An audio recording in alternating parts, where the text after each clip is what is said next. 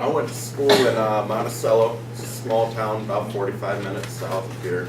And in the school, it was always you go to college or you join the workforce. And when I got a job, I knew that going to college and the traditional 4-year route wasn't for me. So I joined the workforce. I worked in the cheese factory for about 3 years. I worked hard and I worked my way into a supervisor position. But the wage was lower than what I felt it should be, and I'd peaked.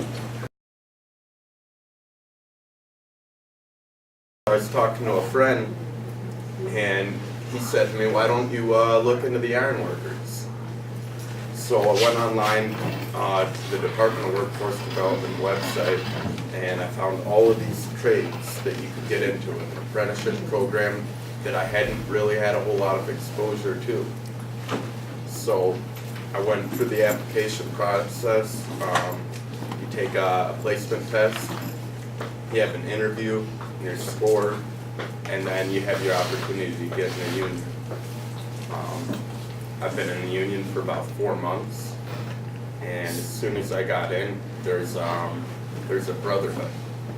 Everybody sticks together and makes sure that you know what you're doing and that you're working safe. And I haven't been in the program for very long, but I've been happy. All 4 months, it's been a good experience for me. No. No. We didn't, the trades weren't really advertised in school.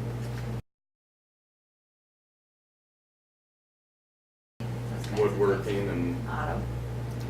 but it was, our shop classes had actually been cut back during the process of cutting off classes as I was going through high school.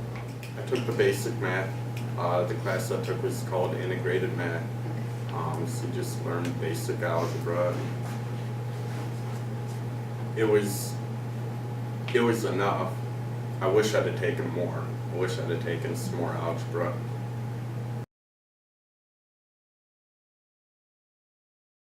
There is study guides available online, so I went on and I freshened up, made sure that I knew the basic math rules and that I had retained what I needed to. The test wasn't really hard, but it wasn't just going in and filling out the paper either. Ironworking is essential in building our country. Any large building that you need to house a big industry or a large project, a mill, cheese factories, you name it, it needs to be built right. It needs to have that structure in it. And you can't do that without iron workers. The I-beams that hold the building up, rebar that keeps the concrete foundation steady.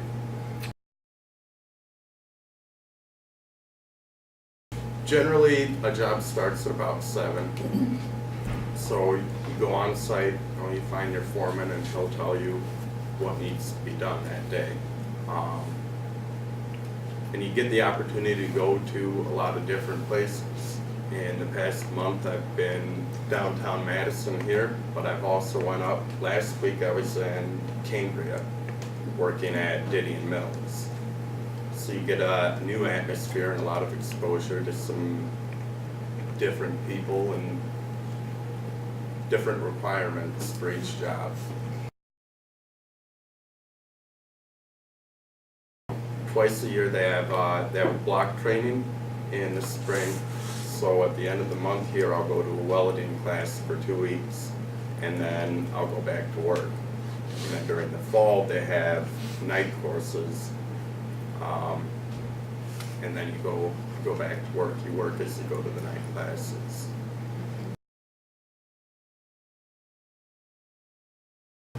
When you go to a different work site, a lot of times you walk in and you don't really know anyone right away, which is why the companionship of the union comes in so useful, because you can walk in somewhere and not know anyone, but you don't have to worry about it because someone there is going to take care of you, to make sure that you know what you need to be watching for so you can be safe, how to do the job right. I work for a different company depending on the job. I've worked for maybe 4 companies so far.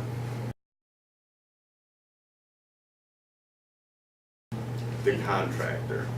The companies do. Not to interject, I'm glad you're talking to him. But our local union, it has a collective bargaining agreement. We're signatory with over 130 contractors. Some are out of state, and most are here. You can go downtown Madison here, you see all the cranes up. Most of those are being run right now by contractors who are signatory to us, or who are at least subbing the work out to contractors that are signatory with us. So what happens is you're a member of the local union, which has bargained for a hiring hall, which is in a clan, so to speak, and it has made negotiations with various companies. So depending on the job and who is running that job, they pay your wage. We're paid weekly. So he went last week and worked for one company for one day, and then worked for another one for 2 days, and each one of them will issue him a check. Generally, the business manager and the business agents of our local are in charge of the referral list. So it's a first in, first out kind of deal. So guys get laid off, whoever's been laid off longest is at the top of the list to go out to whatever job. And so apprentices don't have a choice. That's good for diversity of training, because journeymen do. Journeymen can say, nah, I don't want that job, I'll just stay off, whatever, I'll wait for the next one. But apprentices get sent out to a variety of things. And that lets them hopefully experience a wide range of the trade. The craft is broad. Maybe even that video you saw, there's a lot of different things we do. And they have a 4-year program. So in that 4 years, we try to, not pigeonhole them into one area or for one company.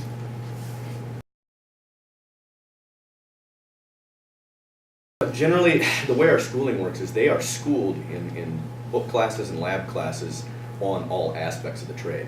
In terms of what job they're on and what particular facet of the trade they're working on, a young person might start out doing structural ironwork, first day on the job. I mean, usually they don't put them up in the air right away. I mean, they work them into it.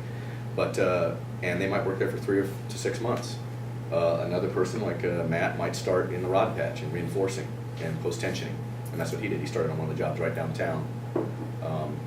Those, I guess it's dwellings, apartments, multi-family units. So, and that was all reinforced concrete structure. So that's a different facet of the trade. And generally speaking, they end up over the 4 years working for a different contractor. But the problem is we're dealing with customers, clients, the economy, and contractors, and so we kind of have to just fit them in. It's based on their hours of their schooling, which formally is 876 hours of schooling. And it's a little bit more now because we've added some other certifications as the economy and the contractors, our clients, have asked for it, like mine safety training. It's something new we've added in the last 3 years. But with all the sand plants and all the different mine work going on in the Upper Peninsula of Michigan, there's a lot of demand for that. So it's a little bit additional. So around 900 to 1,000 hours is the reality for training and schooling. Their total work hours required for the program, and this is all set by the BAS too, which is the Bureau of Apprenticeship Standards, which is part of the Department of Workforce Development, which you guys have probably been told or know that already. 6,500 hours of on-the-job training.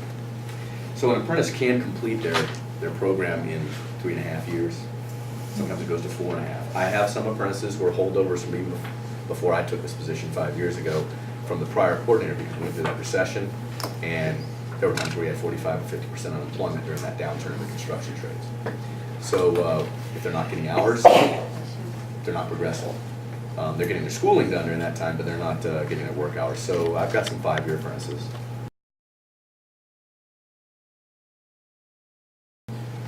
We don't have any vacation time or sick time. You take time when you want it. My philosophy has always been, hey, they don't pay me when I'm not there, so I don't feel bad about it.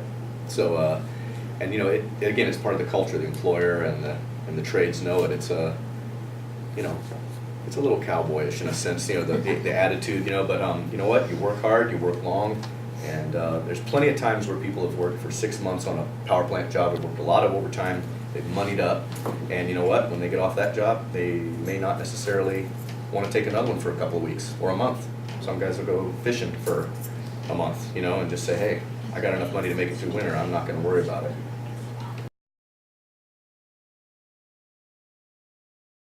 Look into the trades. Don't close yourself off to this direction or that direction, because there's a big window that I feel like can get missed. It gets kind of overlooked when you're in school. For me, it's about accomplishment. To go to work, to finish the day and feel like I did something with my day. Working in a factory is something you run in circles, you do the same thing day after day. As opposed to now, when I go on site, I work for a day and then I pick up where I left off. And when I finish, I can look at something that I've helped make, something I can be proud of doing. I also, just to add to that, I think that a characteristic of someone who would enjoy this craft would be they like being outside. I mean, you know, I've talked to plenty of people, and I can see it now after the last 5 years doing this, that there's definitely people who are just, they don't stand to be inside, and there's other folks who don't want to be outside, they prefer to be inside. So if you don't like being outside throughout the seasons of the year, because you will experience the extremes of temperature, you know, from -30 all the way up to 110 or whatever, you will experience it. We don't work in ridiculous or really hazardous conditions, but I mean, you will have some variable weather to deal with.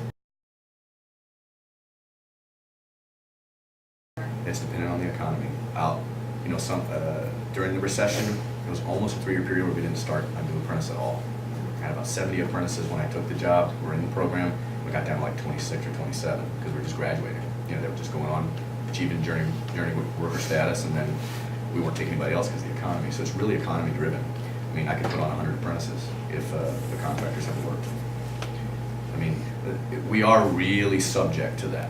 That is one thing about this trade too that I would tell any prospective student or person who wants to get in it. If you're looking for a guaranteed 40-hour-a-week job in the same place, the same thing every day, you will not find that. I mean, we have weather days, you can be laid off for periods of time. Something I was told when I was an apprentice was, hey, don't base your lifestyle on 40 hours. Base it on 32 or better yet, unemployment. Because if you do that, you'll be very wealthy.